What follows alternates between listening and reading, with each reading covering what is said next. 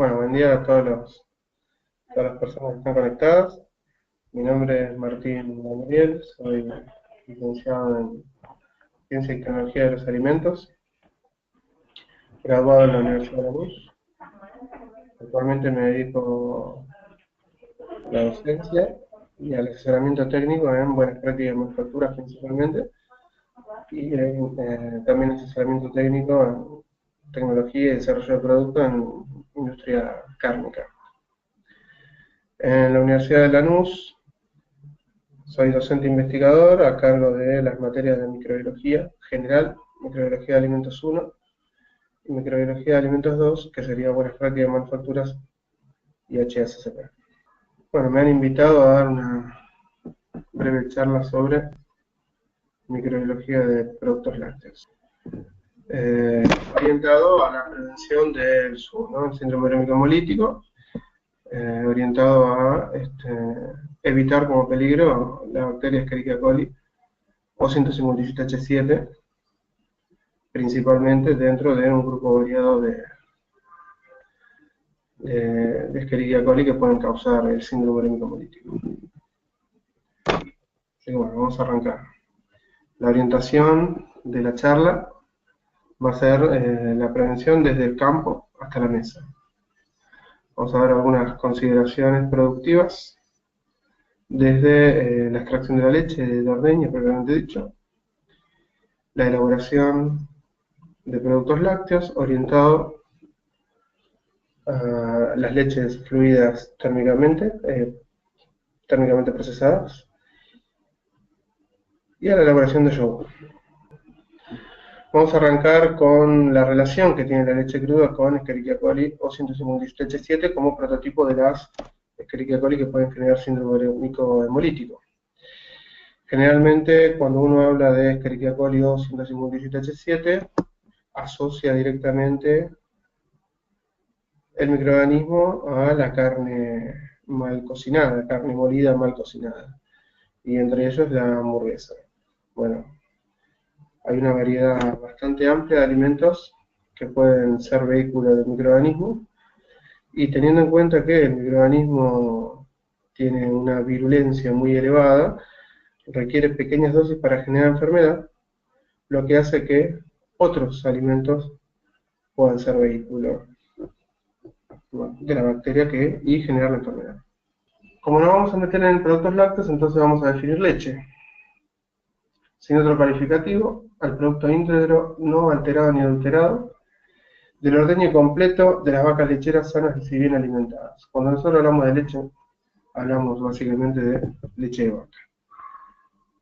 Si vamos a asociar la leche a otro animal, hay que aclarar de qué animal proviene. Vamos a empezar a mencionar los reservorios y las vías de transmisión del microorganismo. Todo empieza en el campo con las prácticas agrícolas y ganaderas actuales.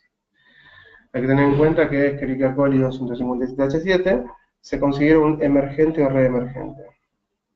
El microorganismo se conoce de varias décadas, su enfermedad se conoce de varias décadas, pero con las prácticas actuales de elaboración de alimentos se ha diseminado a los alimentos procesados y ha empezado a generar brotes a partir más o menos de la década del 80, 1980. Principalmente a través de la carne mal cocinada, pero, repito, a través de las prácticas agrícolas y ganaderas, pasa al suelo y al agua. Del agua contaminada puede pasar a los vegetales, o directamente del suelo puede pasar a los vegetales, por lo cual se han registrado brotes, muchos brotes, con una cantidad de casos bastante elevada por brote, de personas que han consumido vegetales procesados que no han llegado a eliminar la contaminación por Escherichia coli o 157H7. El agua contaminada es un vehículo también, por ahí no es el más habitual, pero es un vehículo, por eso es que se debe asegurar la distribución de agua potable. A través del agua contaminada también puede llegar a las piletas recreacionales o las colonias de vacaciones. Generalmente siempre aparecen casos de síndrome hemético por contagio en colonias de vacaciones, o también a través de servicios institucionales, jardines, comedores infantiles, entre otros. No hay que descartar al hogar. Si decimos que puede llegar a través del agua, si decimos que puede llegar a través de los vegetales, entonces no hay que descartar a los hogares como potenciales fuentes de contaminación del microorganismo. Después, prácticas agrícolas y ganaderas, decíamos. Principalmente la carne vacuna, o sea, el reservorio natural y principal de Escherichia coli O157H7 es el ganado vacuno. Rumiantes en general, ganado vacuno en particular. Principalmente las formas de manejo animal, de alimentación animal de estos días, alimentación a corral. En nuestro país hay una mezcla de lo que es corral intensivo y lo que es pastoreo. Principalmente cuando los animales se encuentran en corrales, pueden contaminarse e infectarse con la bacteria unos a otros. Para los animales la bacteria no es patógena, puede habitar en el intestino sin generarle ningún tipo de síntomas. En los animales en sus edades tempranas son más susceptibles a contaminarse con la bacteria. Hasta los 48 meses es muy habitual que se encuentre en el intestino. Cuando el animal va siendo más adulto, las cantidades de Escherichia coli patógeno van disminuyendo. De todas maneras, siguen siendo una fuente importante. La cantidad de Escherichia coli patógeno que se transmite a la carne va a depender de la higiene de la faena del animal. Al momento de la elaboración, al momento de la faena y la transformación de ese animal y de sus músculos a carne, la higiene de la faena es fundamental para no transmitir el microorganismo. Entonces, de la higiene de la faena va a depender el grado en que la carne salga contaminada. Y luego, por una cuestión de hábito de consumo, por una cuestión de cocción, los alimentos más susceptibles a estar contaminados con Escherichia coli son aquellos a base de carne molida. La carne entera, el músculo entero, el corte entero, tiene una estructura biológica que protege el interior de cualquier tipo de contaminación. Por lo tanto, una cocción lo va a eliminar de la superficie. Hay que tener en cuenta que una carne faenada de manera higiénica va a dar un músculo prácticamente estéril. La contaminación que puede traer la carne como músculo entero, como corte entero, en el interior, es muy baja, es escasa o hasta ninguna, o sea, por lo tanto el centro puede ser estéril. O sea que cocinando superficialmente se eliminaría a la mayor cantidad de contaminación de la carne. El problema radica en la carne molida, cuando a través del picado se rompen las estructuras biológicas y toda la contaminación que se encontraba de manera superficial ahora se distribuye a toda la carne. Otro vehículo importante es la leche cruda. Si bien la charla nosotros la vamos a orientar a los productos industrializados, vamos a hablar de leches fluidas térmicamente procesadas y vamos a hablar de yogures, no hay que dejar de mencionar que la leche cruda y los derivados de la leche cruda pueden ser un vehículo importante. No hay en Argentina una investigación que relacione casos de síndrome hemético con el consumo de leche cruda. De hecho, en los grandes centros urbanos, pensar en consumir leche cruda parecería que es un cuento, no es una realidad. Sin embargo, hay muchas prácticas rurales que todavía se mantienen arraigadas en el tiempo. Si uno se aleja de los grandes centros urbanos, en zonas rurales, donde existen todavía muchos tambofábricas de manejo reducido de animales, todavía se puede encontrar la distribución de leche cruda.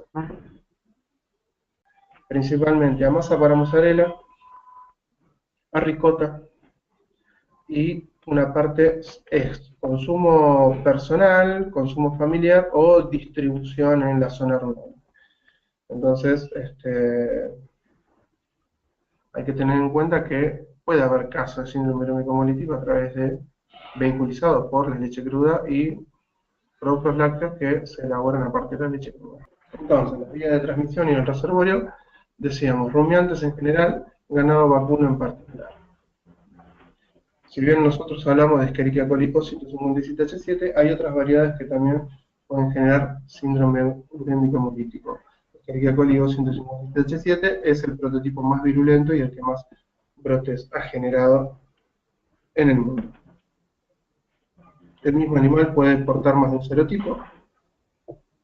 Y como habíamos mencionado, la alimentación y el tipo de manejo animal juegan un papel importante en la colonización de la bacteria en el intestino del animal.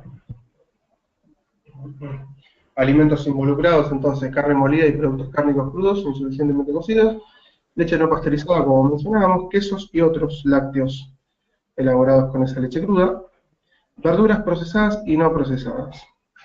No procesadas, verduras frescas, bueno, porque todavía es habitual que se utilicen abonos de animales para fertilizar campos, o puede ser que el agua de riego sea contaminada con materia fecal.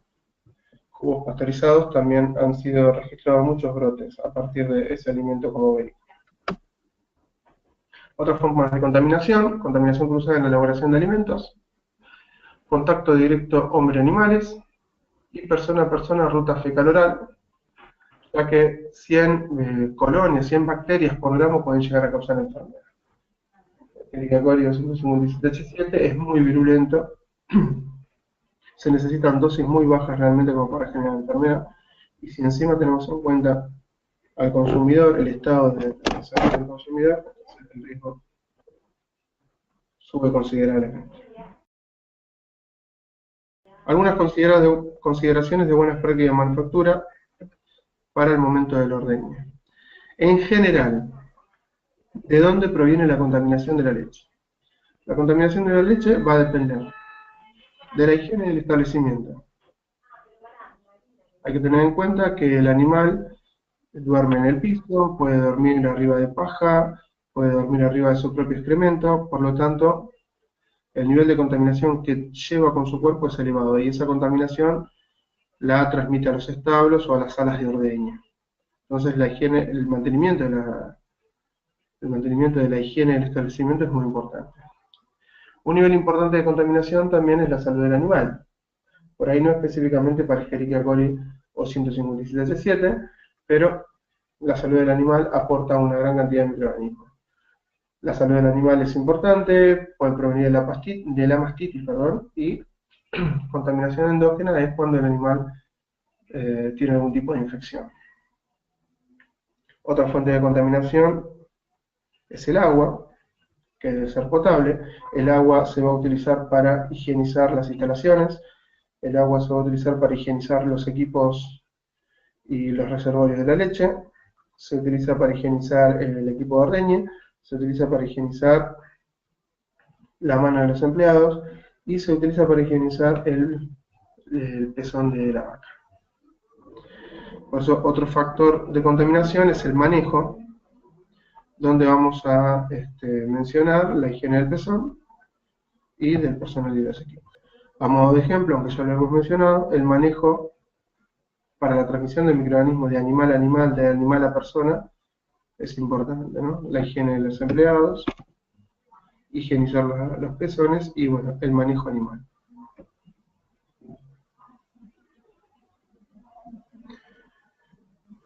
Hacemos hincapié fuertemente en la higiene de manos y en la higiene del pezón al momento de la ordeña. La vaca es un animal muy grande, así que donde hay que profundizar la higiene es en la ubre, pero principalmente en el pezón. Bien, algunas consideraciones de la leche fluida a granel, que sería la leche que se recolecta en el tambo. El extracto de operaciones que se está viendo a continuación es del Código Alimentario Argentino. Esas son todas las tareas que se puedan realizar en el tambo o en la sala de ordeña. Enfriamiento y almacenamiento a una temperatura no superior a 5 grados es lo que todos los tambos hacen, o lo que todos mínimamente van a hacer. Higienización por métodos mecánicos adecuados sería filtrar la leche a través de una tela de algodón.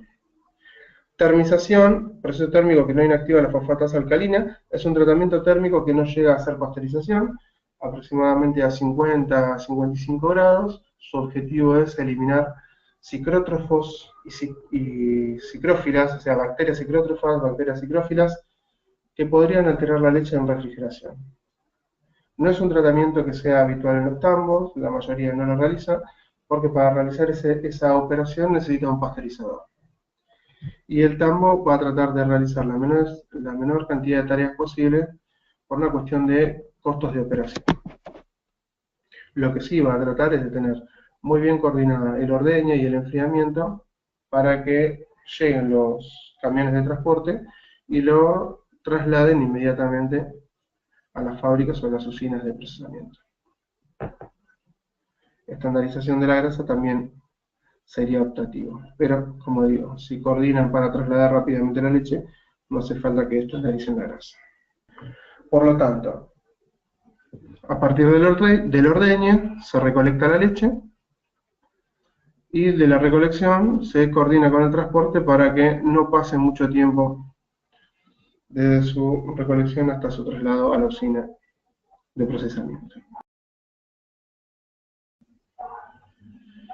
Bien, nos metemos entonces en leches fluidas térmicamente procesadas. Acá sí se le van a hacer todas las operaciones para estandarizar el producto en las condiciones que tiene que llegar al consumidor. Selección de la leche, higienización previa por filtración, estandarización operativa, homogenización optativa. Todos estos tratamientos que yo he mencionado no influyen significativamente en la contaminación microbiológica de la leche. Son más bien para eliminar restos físicos indeseables y para darle las características físico-químicas que tiene que tener la leche. Después, tratamiento térmico durante un tiempo y temperaturas suficientes. Ahora vamos a ver que en la actualidad existen una diversidad amplia de tratamientos térmicos. Enfriamiento inmediato a una temperatura menor o igual a 5 grados. Envasado en envases limpios, libres de contaminación, de preferencia esterilizados e inviolables. Y acá este es un detalle que amerita prestar atención. De preferencia esterilizados e inviolables. Envasado en envases limpios, libres de contaminación, de preferencia esterilizados e inviolables. De ese detalle va a depender los diferentes tipos de productos de leches fluidas que tenemos en el mercado. Por último, el producto se tiene que mantener a temperatura de 8 grados y ser transportado en camiones refrigerados. Tipo de leche de consumo del mercado argentino. Leches tratadas térmicamente, tenemos leche pasteurizada, muy poco actualmente, leche ultra pasteurizada, leche UHT o larga vida, y leche esterilizada, que también tiene poca circulación en el mercado. Las que más circulación tienen en los grandes centros urbanos es la leche ultra pasteurizada y la leche UHT. Presten atención al tratamiento térmico, que es bastante similar. A modo de repaso, vamos a establecer definiciones de pasteurización y esterilización. Pasteurización, tratamiento térmico a temperaturas menores a 100 grados, que se utiliza para mejorar la vida útil de los alimentos y lograr la inocuidad. Las condiciones de pasteurización que se deben controlar son el tiempo y la temperatura. Los objetivos de la pasteurización: eliminar microorganismos en estado vegetativo, eliminar microorganismos alterantes, eliminar enzimas, eliminar toxinas. La eficiencia tiene que ser del 99.9. ¿Microorganismos que resisten la pasteurización? Sí, puede haber, y son las esporas bacterianas. Para eliminar esporas bacterianas tenemos que hacer un proceso de esterilización. A modo de ejemplo, se muestran las dos pasteurizaciones tradicionales que están dejando de ser utilizadas en la actualidad. Pasteurización baja es una pasteurización estanca, es una pasteurización en batch de 60 grados durante 30 minutos. Es como realizar un calentamiento en una olla. La leche tiene un tiempo de retención de 30 minutos a 60 grados. Y la pasteurización alta, que es una pasteurización continua, llega a una temperatura de 72 a 78 grados de 10 a 15 segundos. Comparativamente, la pasteurización baja trata pocos volúmenes de leche, porque necesitamos tanques que lleven un sistema de calefacción y enfriamiento, y la pasteurización alta sí está diseñada para altos volúmenes de leche. La pasteurización baja inhibe la fosfatasa alcalina, y la pasteurización alta no inhibe la fosfatasa alcalina por una cuestión de tiempo, que son parámetros que más adelante vamos a ver que el Código Alimentario Argentino pide para evaluar la calidad de la leche. Y como decíamos, si queríamos eliminar esporas, tenemos que hacer un tratamiento de esterilización. Tratamiento de esterilización es un tratamiento térmico que requiere temperaturas de 100 grados o más, ¿sí? Temperaturas mayores a 100 grados durante tiempos prolongados. Está diseñado específicamente para eliminar esporas bacterianas y existen dos tipos de esterilización. Esterilización clásica, donde primero se esteriliza el producto, primero se envasa el producto y luego se esteriliza. Generalmente requiere temperaturas que van de 105 a 115 grados y los tiempos pueden ir de 5 a 20 minutos, dependiendo del tipo de envase, el tipo de producto, el tipo de autoclave. Y existe un tratamiento, que es la que se utiliza hoy en día, que más ampliamente difundido se encuentra, que es la ultrapasteurización o la UHT, se le llama flash o relámpago.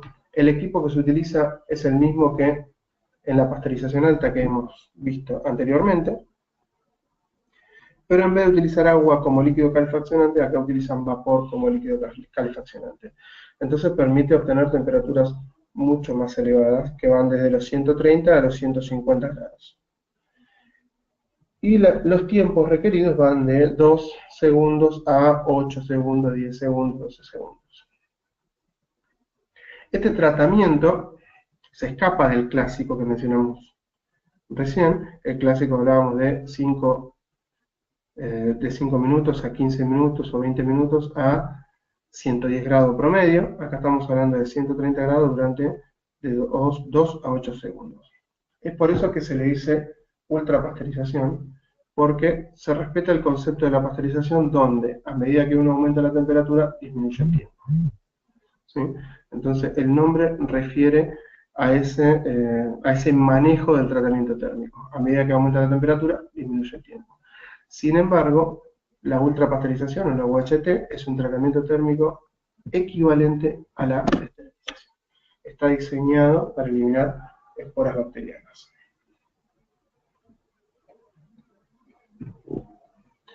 Acá tenemos un cuadro comparativo de algunas de las leches procesadas térmicamente. Ultrapasteurizada UHT UAT, que es la leche larga vida. Y la leche esterilizada, que no tiene mucha distribución en nuestro mercado. Comparamos las temperaturas. Si ven, las temperaturas y tiempos que requiere una leche ultrapasteurizada está dentro de los parámetros de la UHT UAT, o sea, de la larga vida. Podríamos decir que el tratamiento es el mismo, prácticamente el mismo. Pero después miramos la vida útil, y la ultrapasteurizada tiene de 20 a 40 días, y la UAT tiene 12 meses. ¿Por qué esa diferencia en la vida útil? Porque depende del envasado. Habíamos mencionado cuando leímos el artículo del código que no era un detalle menor decir envases estériles o no.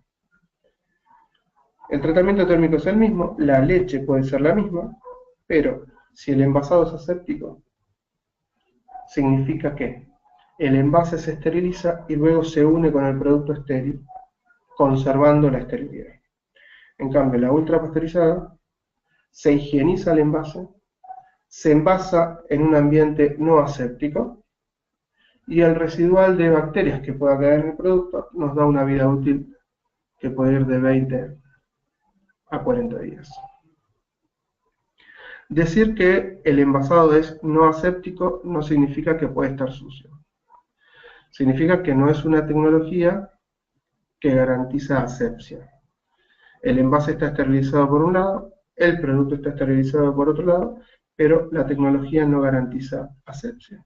Por eso, el residual de microorganismo que pueda quedar va a generar que la leche ultrapasteurizada tenga un vencimiento de 20 a 40 días y requiera refrigeración. Por el contrario, el envasado aséptico es una tecnología que garantiza y mantiene la esterilidad del producto por un lado, la esterilidad del envase por el otro, y eso nos da una vida útil de 12 meses. Sin embargo, la letalidad de los tres procesos que estamos comparando es sobre esporas bacterianas. Bien, vamos a yogur. Definición y elaboración de yogur.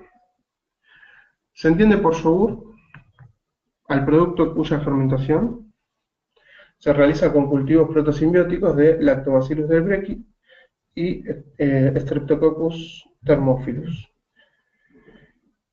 a los que en forma complementaria pueden acompañar otras bacterias acidolácticas que por su actividad contribuyen a las características del producto.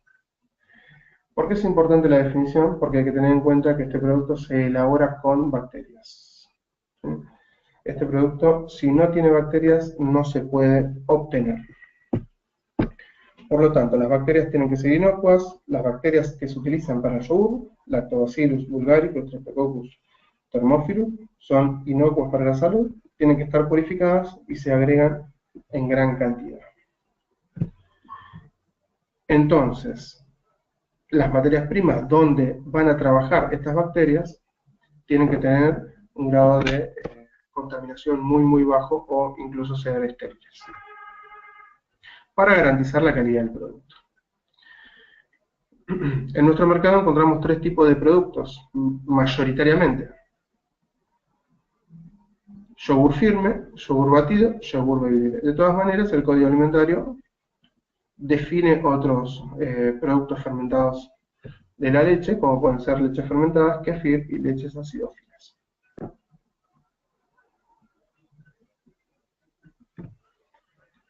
Este es un esquema simplificado de la elaboración del yogur.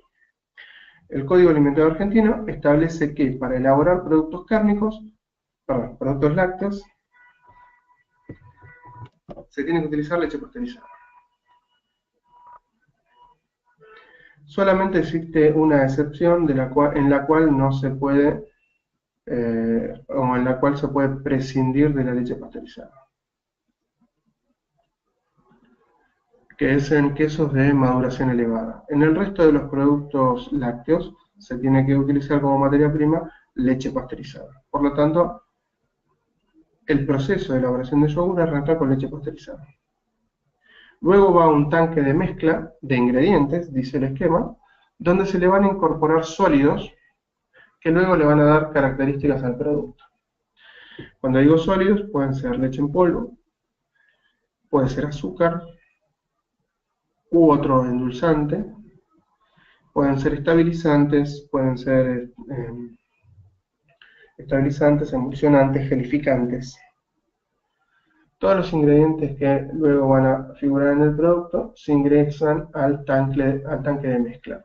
Incluye colores, incluye sabores.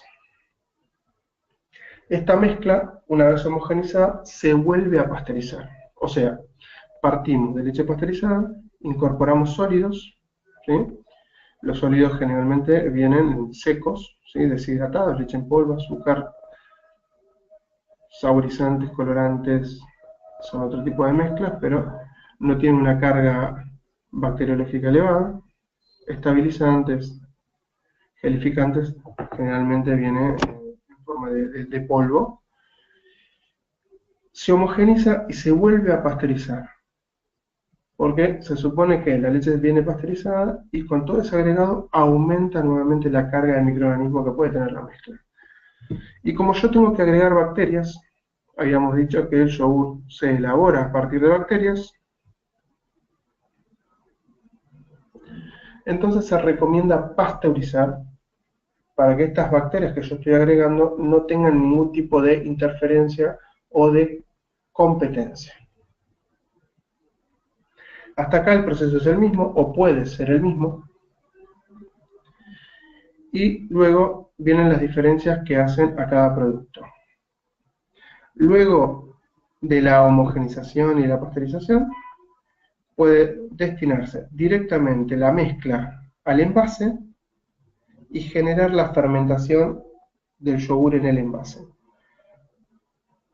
De esa manera tenemos el yogur firme. Por otro lado, la fermentación se puede realizar en un tanque y una vez obtenido el yogur, se envasa. De esa manera se obtiene el yogur batido y el yogur bebible. Esas son las diferencias sustanciales. El firme requiere que la mezcla se envase y que la incubación se realice en el envase, para que el coágulo firme llegue al consumidor. En los otros casos, batido y bebible requieren que la fermentación se realice en un tanque controlado y una vez obtenido el producto se destina a los envases.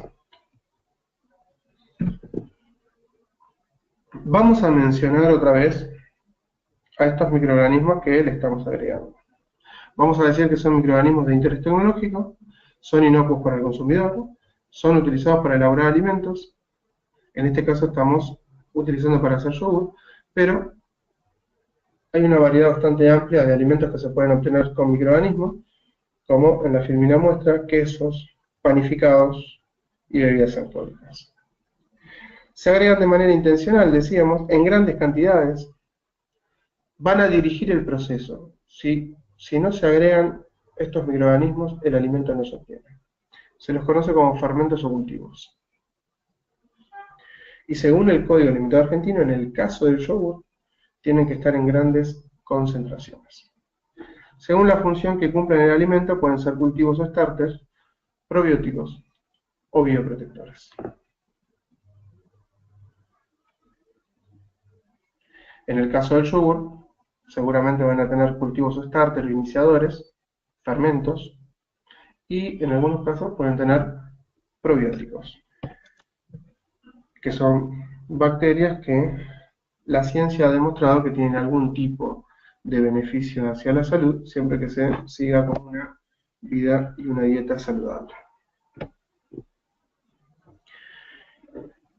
Entonces, como conclusiones finales para el yogur, partimos de leche pasteurizada como materia prima y obtenemos un producto final que tiene una actividad acuosa alta, o sea que si se contamina, algún microorganismo puede crecer, porque el agua está disponible. Lo que tiene a favor de la conservación del producto es un pH relativamente bajo, de 4 a 4,5. ¿Sí? Recuerden que la mayoría de los microorganismos prefieren un pH neutro de 6 a 7 para desarrollar. Tiene una gran cantidad de fermentos, como habíamos establecido antes, de estos microorganismos de utilidad tecnológica, de 6 a 8 millones por gramo, es lo que establece el Código Alimentario Argentino que tienen que tener. O sea, para llamarse yogur, estas bacterias de interés tecnológico tienen que llegar viables al consumidor. Si no llegan viables, no es yogur. Y tienen que estar en esa concentración que establece el código. Y el producto, para que pueda llegar a su vida útil final, tiene que estar refrigerado. A continuación estamos viendo un esquema simplificado de la elaboración de yogur. Yendo de arriba hacia abajo, de izquierda a derecha, vemos recepción de la leche, pasteurización de la leche, estandarización de la materia grasa, estandarización de la materia seca, que sería el agregado de sólidos que habíamos mencionado antes. Y luego se vuelve a pasteurizar. Se vuelve a pasteurizar para que si hay alguna bacteria contaminante, después no interfiera con el cultivo, con el fermento.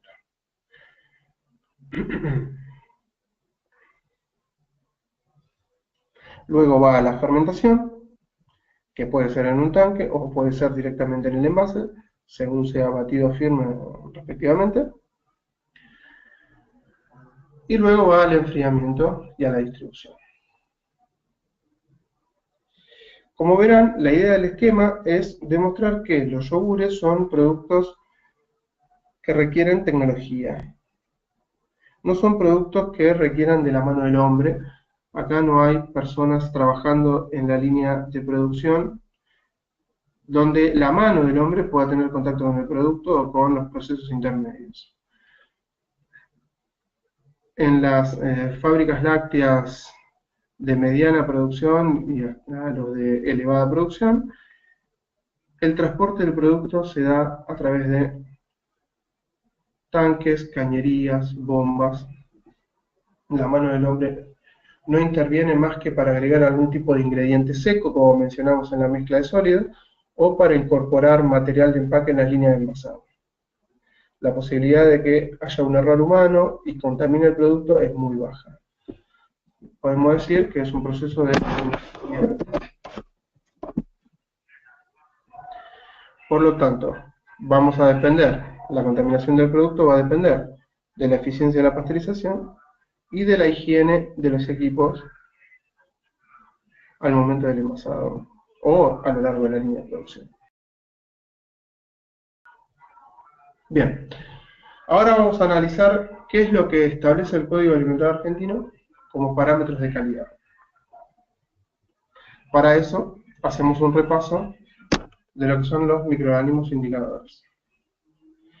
En realidad, los microorganismos de importancia hacia la salud y hacia la sanidad de los alimentos son los patógenos. Si el alimento tiene gérmenes patógenos, entonces no es apto para consumo. Si el alimento no los tiene, es apto para consumo. Pero, ante la dificultad de buscar y analizar en el laboratorio a los gérmenes patógenos, ya sea porque son costosos, ya sea porque es difícil, ya sea porque la técnica no está disponible y porque lleva mucho tiempo hacerlo, se usan microorganismos indicadores o marcadores para evaluar de manera directa o indirecta la calidad higiénico-sanitaria de los alimentos. Vamos a identificar dos grandes grupos de indicadores. Indicadores índice o indicadores de patógeno. Son microorganismos o grupos de microorganismos que si se encuentran en el alimento uno puede presumir que hay patógenos relacionados a su hábitat. ¿Qué significa esto?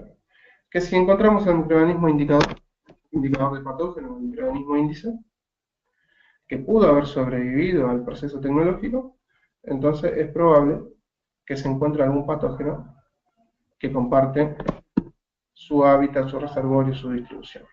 Y por otro lado tenemos indicadores de proceso de higiene, donde la presencia de este grupo de microorganismos o este microorganismo, y dependiendo de la cantidad, nos va a indicar alguna falla en el proceso. Los microorganismos indicadores de proceso nos dan información sobre la higiene del proceso de elaboración. Algunos ejemplos. Indicadores de patógenos o índices. Se tienen que utilizar microorganismos de una sola fuente, que sean fáciles de aislar, identificar y contar. Todo lo contrario a la búsqueda de patógenos. El análisis tiene que ser rápido y económico, contrario a la búsqueda de patógenos. Y generalmente el Código Alimentario Argentino establece recuentos bajos o investigaciones. Clásicos indicadores de patógenos o índices: Escherichia coli, coliformes fecales. También se puede mencionar anaerobios sulfitorreductores. Y luego, indicadores de proceso de higiene pueden ser de más de una fuente, la distribución es amplia, y lo que se va a evaluar si el recuento es moderado o alto. Y acá tenemos varios grupos de microorganismos. Vamos a mencionar coliformes totales, bacterias aerobias mesófilas totales, Homos y levadura, Staphylococcus aureus, familia Enterobacteriaceae. Y como detalle hay que marcar que un mismo microorganismo o grupo de microorganismos puede cumplir con la doble función en un mismo alimento, ¿sí? O sea, aquel que se lo utiliza como índice de patógenos también nos va a dar una idea de la higiene del proceso. El Código Alimentario Argentino, para establecer la calidad higiénico-sanitaria de los alimentos, puede utilizar dos tipos de reglamentaciones o dos tipos de criterios microbiológicos. Criterio de dos clases, criterio de tres clases. Criterio de dos clases generalmente es para patógenos de alta peligrosidad o patógenos de mediana peligrosidad e indicadores.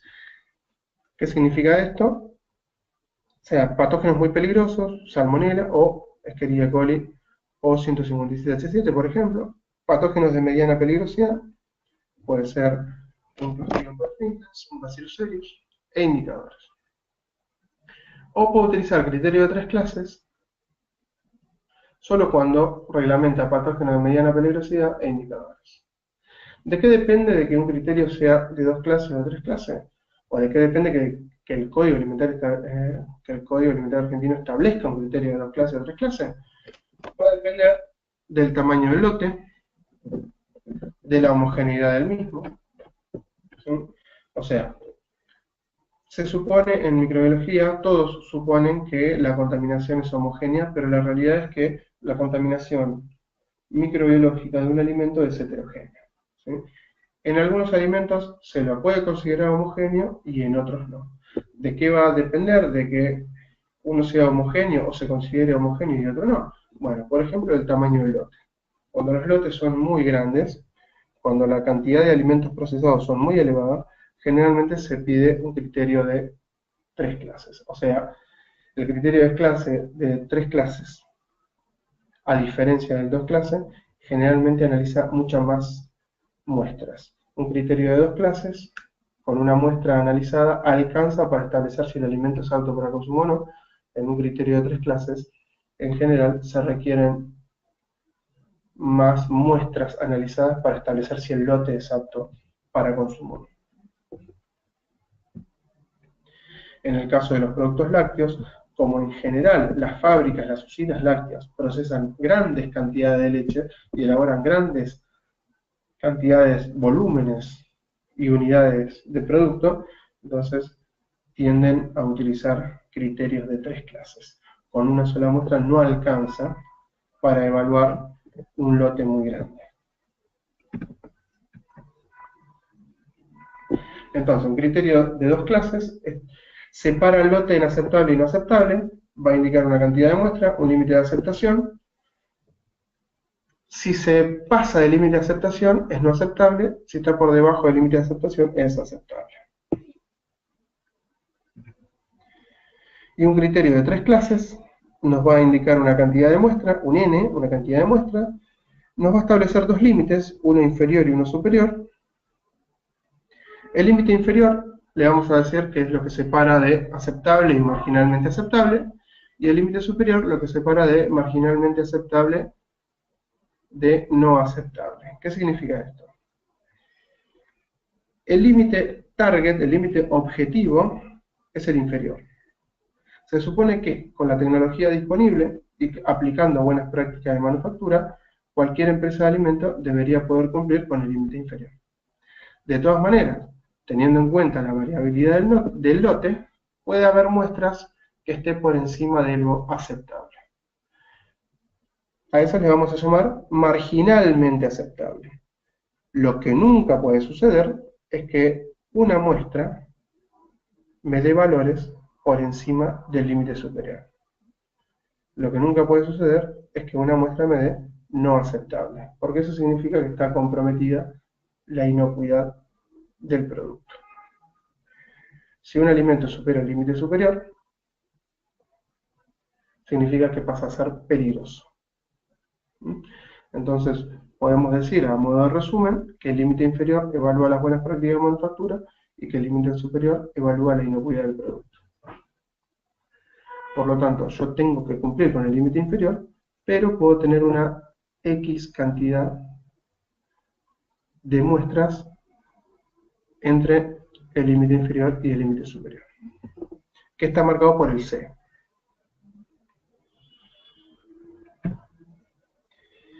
Bien, evaluemos lo que son las leches fluidas térmicamente procesadas. Como les decía, como se procesan grandes cantidades de producto, entonces con un criterio de dos clases, aceptable o no aceptable, no alcanza. Por eso es que se pidió un criterio de tres clases. Acá vamos a comparar la leche ultrapasteurizada y la leche pasteurizada. Como mencionábamos antes, en los grandes centros urbanos,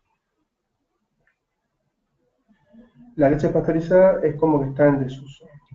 La tecnología disponible es la de la leche ultrapasteurizada, por lo tanto, todos van a ofrecer leche ultrapasteurizada. Criterio de tres clases para leche ultrapasteurizada. Te pide un N5, o sea que hay que analizar 5 unidades, 5 muestras, un límite inferior de 100 y un límite superior de 1000. Y se pueden tener entre 100 y 1000, se pueden tener marginalmente aceptable 2 muestras de las 5. En la leche pasteurizada se establecen dos límites, 50.000 y 100.000. La referencia hace al verano y al invierno. En invierno, como las temperaturas promedios ambientales son mayores, entonces se permite un límite un poco mayor. El recuento total en placa es un indicador general de higiene. El recuento total en placa es un valor objetivo para un producto. Con la tecnología disponible y con buenas prácticas de manufactura, se tiene que poder cumplir con esos valores. No da mucha información, por eso decimos que es un indicador global de higiene, un indicador general de higiene, ¿sí? Va a depender de la eficiencia de la pasteurización, de la higiene de las cañerías, de los tanques, de la máquina de envasado a posterior al tratamiento térmico y de la higiene en el envasado del packaging. Entonces, como que uno no puede precisar la fuente de contaminación. Como no puede precisar la fuente de contaminación, uno dice que es un indicador general de higiene. Después tienen el par de coliformes fecales. Coliformes a 30 grados serían coliformes totales, coliformes a 45 serían coliformes fecales. Para el caso de la leche ultrapasteurizada, el límite es muy bajo, podríamos decir que es prácticamente ausencia. Te pide 5 muestras en el caso de coliformes a 30 grados, límite inferior menor a 3, límite superior 10. Estamos prácticamente en presencia de una investigación, no de un recuento. El límite lo establecen por la metodología de análisis. La metodología de análisis para esos niveles de contaminación es del número más probable. Entonces el número más probable te permite contar entre 3 y 10.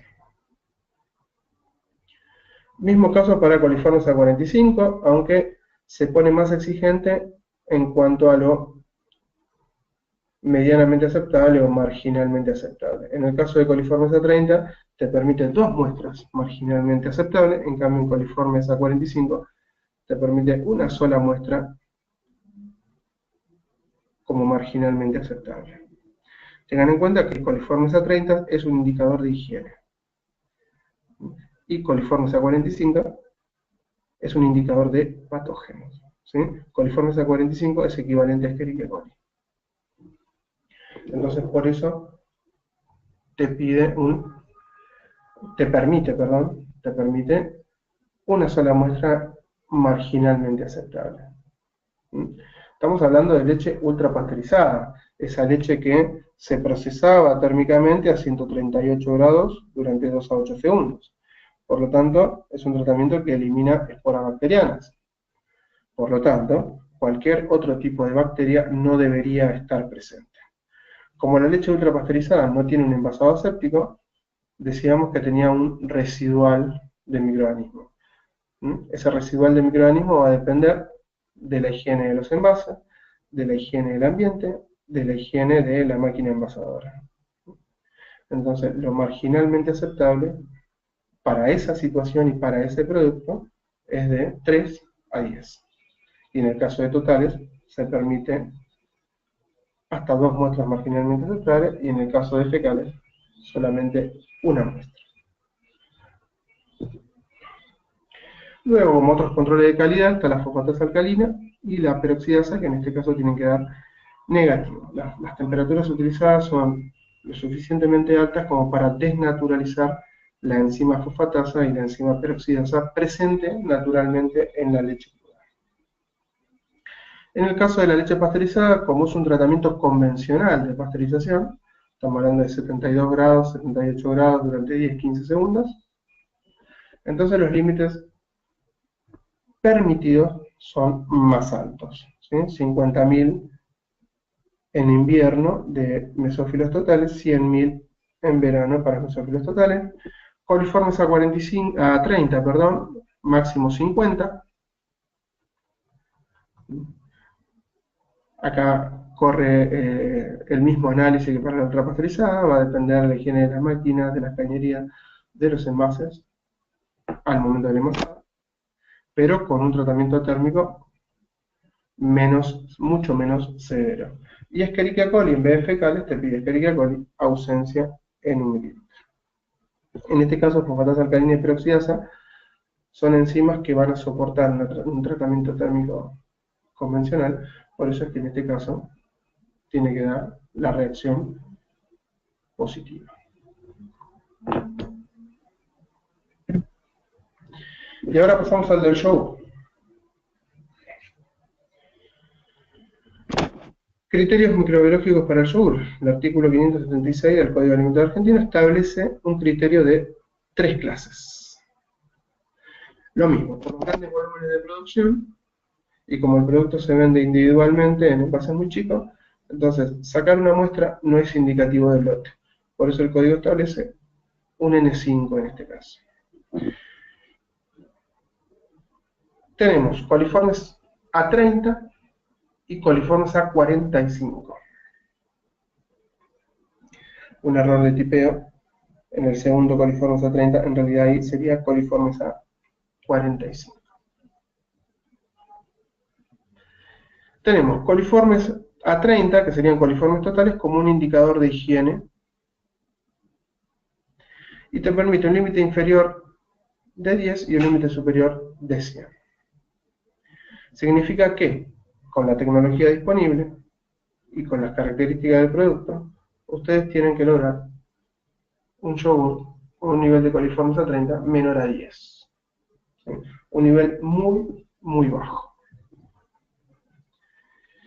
En cambio, coliformes A45, el nivel es más bajo todavía. El límite inferior es menor a 3, el límite superior es 10. Que vuelvo a repetir, como en el caso anterior, refiere a la metodología de análisis. La metodología para estos casos, en estos niveles tan bajos de contaminación, es el número más probable. Con el número más probable, ustedes van a poder determinar conteos de estos microorganismos a esos niveles. Y después te permite hongos y levaduras, que hongos y levaduras se considera indicador de higiene ambiental. Hongos y levaduras es contaminación ambiental. Básicamente para evaluar el envasado del producto. Cuáles son las condiciones higiénicas del ambiente donde el producto se está fraccionando y envasando. Además, por las condiciones que ustedes tienen en un yogur, habíamos dicho que era un producto de un pH bajo, los microorganismos que pueden contaminar y crecer son los hongos y las levaduras. Por lo tanto, es un indicador de el fraccionamiento y el envasado. Teniendo en cuenta entonces lo que hemos visto hasta ahora, leches fluidas térmicamente y yogures, por la tecnología disponible, por las características del producto, ¿sí? No se considera que puedan ser vehículos de código 157H7. ¿Sí? En general, se consideran que son productos seguros del mercado. Eh, Además, las empresas de medianas a grandes eh, establecen sistemas de seguridad alimentaria para evaluar los peligros potenciales que tienen los alimentos. Entonces, todos estos tratamientos térmicos que se utilizan holgadamente cumplen con la seguridad del producto. Reforzado entonces con este sistema de seguridad alimentaria para mantener la higiene de los equipos, mantener la higiene de los empleados que podrían llegar a contaminar el alimento en el momento del envasado, podemos decir entonces que los alimentos en general son muy seguros. Sin embargo, no pierda el detalle, lo que habíamos mencionado, de que puede haber casos de consumo de productos lácteos que se elaboran con leche cruda. No son, no para el caso de los industriales, pero bueno, con el fomento del turismo, con las visitas a las zonas rurales, ¿sí? Entonces se puede fomentar el uso, el consumo de leche cruda para elaborar productos lácteos, y eso puede ser una fuente potencial de contaminación por microorganismos que generan síndrome urémico hemolítico. Muchas gracias, espero que les haya servido y hasta la próxima.